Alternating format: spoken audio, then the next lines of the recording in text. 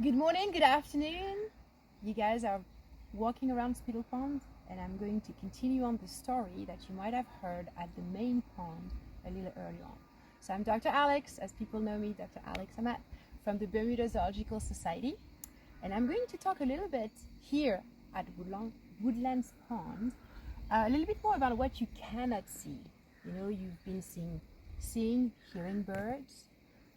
You might have seen insects and other animals, but I want to talk to you about the water, really what makes a pond alive or not.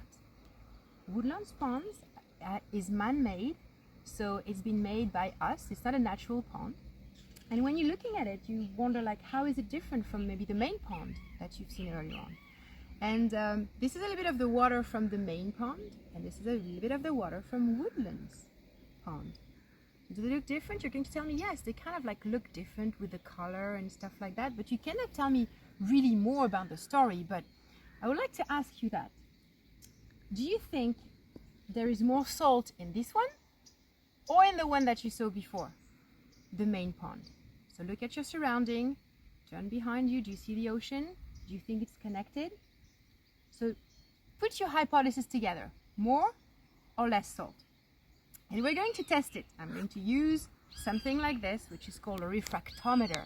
It's a bit fancy, but it's something that's going to help you figure out if there is more salt here than there. So I'm going to put a little bit of the water from the main pond, and I'm going to turn it towards the sun, because the little crystals, the little salt crystals, are going to refract the light. And I can see that there is around 35 grams of salt per liter of water. So this is a liter of water, and about 35 grams of salt is that much. And you know what? That's what we have in the ocean. So right now, the main pond has as much water than the ocean. Well, you've seen all that water coming, over, right? So this is why. Very, very salty over there. Now we're going to do the same thing for this pond, yeah? And if I take a little bit of water of this pond, what do you think? Is it going to be more or is it going to be less? I have 20 grams of salt for 1 liter of water. It's still pretty salty, right? So this is not a freshwater pond, really fresh, with 0 grams of salt. It is what we call a brackish pond. So whoever lives around here has to make do with some salt. But I have to say that this is really salty for this pond, because normally this pond is around like 5 grams per liter. Not too much. It's much more fresh. So we may want to think about, okay, maybe it's the end of the summer, a lot of water has evaporated and things like that. So this is, when you start thinking about who can live in the water, you want to know how much salt you have to see, you need to be adapted to salt or not. Can you think about other things that would be important to know about the water to understand, who can live better? Temperature could be a good one, but I'm thinking about oxygen. Do you need oxygen to live and to breathe? Absolutely. So the fish are going to need oxygen as well. And it might be good to know how much oxygen we have in the pond.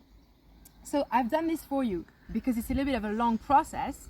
So it's a lot of chemistry, but it's quite fun. So I've done the chemistry for you, and I'll come back with what I found afterwards.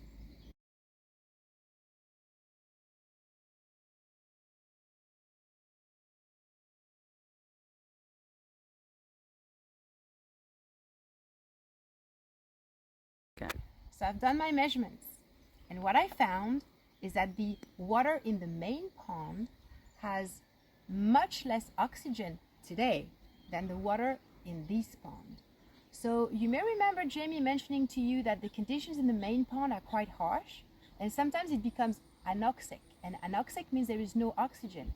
So today, with my measurement, I could actually show that the conditions in the pond right now are pretty harsh over there. It has about like half of the oxygen it should have, and this one is nearly saturated, meaning that it has the same level of oxygen as the air, because the oxygen is going to go back and forth from the air to the water. So that was the story about things in the water that you may not see.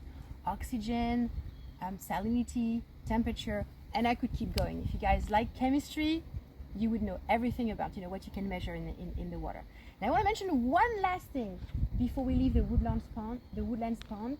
Is that if you hear any birds here and you don't know what they are, maybe you can try to use an app called BirdNet, and you can record the sound and maybe try to figure out what they are. Because if you listen, as you're going to get into the forest, you're going to hear more and more of those songbirds.